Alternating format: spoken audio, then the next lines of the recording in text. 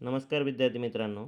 काल आपण part of speech याविषयी आपण माहिती बघितलेली आहे.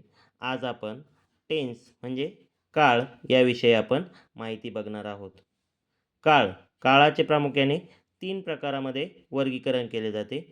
त्यामध्ये एक नंबर आहे प्रेझेंट टेन्स म्हणजे वर्तमान काळ. 2 नंबर पास्ट टेन्स म्हणजे भूतकाळ आणि फ्युचर टेन्स म्हणजे भविष्यकाळ. तर आज आपण सर्वजण प्रेझेंट टेन्स या म्हणजे वर्तमान काळ याविषयी माहिती बघणार आहोत. वर्तमान काळ म्हणजे प्रेझेंट टेन्समध्ये प्रामुख्याने 4 प्रकार पडतात. Simple present tense, present continuous tense, present perfect tense and present perfect continuous tense. तर त्यामध्ये आपण आज पहिला प्रकार बघणार आहोत. सिंपल प्रेझेंट टेन्स म्हणजे साधा वर्तमान काळ. तर आपण साधा वर्तमान काळ म्हणजे चालू असलेली क्रिया आणि वारंवार घडत असलेली क्रिया आज आपण बघणार आहोत. तर त्याचा फॉर्म्युला आहे subject plus verb plus object. Subject म्हणजे कर्ता, वर्ब म्हणजे क्रियापद आणि ऑब्जेक्ट म्हणजे कर्म. तर विद्यार्थी मित्रांनो, यामध्ये आपण टेन्स बघताना मी तुम्हाला काही ट्रिक्स सांगणार आहे. त्या तुम्ही व्यवस्थित फॉलो करायच्या आहे. तर आपण पहिलं एक्झाम्पल घेऊया. मी दररोज क्रिकेट खेळतो. बघा, तुम्हाला या वाक्याच्या वरती 1, 2, 3, 4 असे अंक दिसत असतील. तर त्याचा अर्थ काय आहे? हा 1 नंबर कर्ता, दररोज 2 नंबर, क्रिकेट 3 नंबर आणि खेळतो 4 नंबर. आता आपण याचा इंग्रजीमध्ये कसा यूज करायचा ते आपण बघूया.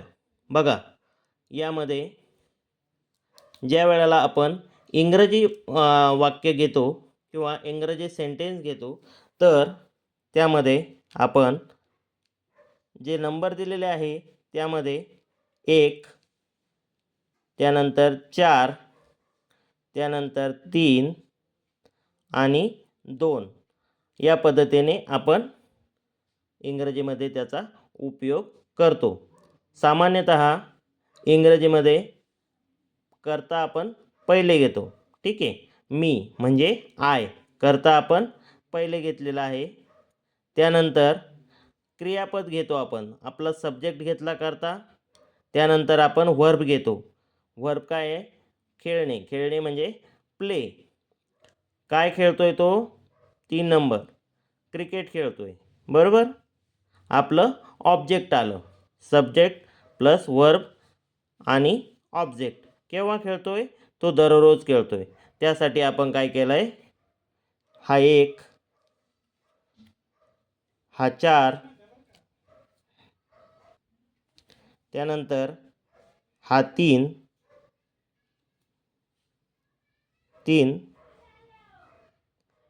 आणि हा आहे 2 नंबर.